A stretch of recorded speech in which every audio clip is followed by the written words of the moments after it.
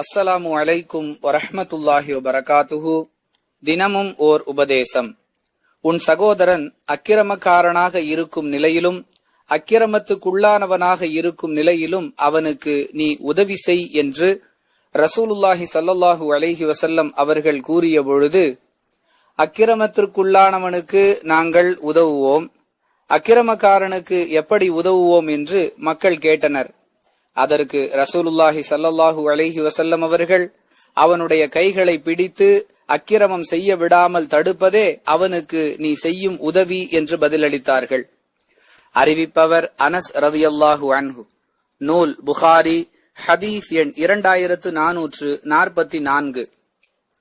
அன்பிற்குரிய அல்லாஹுவின் நல்லடியார்களே, பாதிக்கப்பட்டவனுக்கு உதவி செய்வது எப்படி நன்மைக்குரிய காரியமாக நாம் அறிந்து வைத்திருக்கிறோமோ, அதே போன்று பாதிப்பை ஏற்படுத்துபவனுக்கு உதவுவதும் நன்மையான காரியம் என்பதை இந்த ஹதீஸ் விளக்குகிறது.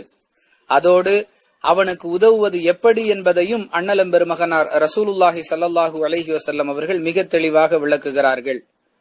அநியாயம் செய்பவனுக்கு உதவுவது என்றால் அவனை அந்த தீய செயலை செய்வதை விட்டும் தடுப்பதுதான் என்று தெளிவுபடுத்துகிறார்கள். எனவே பாதிப்புக்கு ஆளானவனுக்கு உதவுவது எப்படி நன்மையான காரியமோ, அதுபோன்று பாதிப்பை ஏற்படுத்துபவனுக்கு அந்த பாதிப்பை செய்ய விடாமல் தடுப்பதின் மூலமாக உதவுவதும் நன்மையான காரியம் என்பதை இந்த உபதேசம் நமக்கு விளக்குகிறது. புரிந்து நடந்து கொள்வதற்கு அல்லாஹ் உதவி செய்வானாக.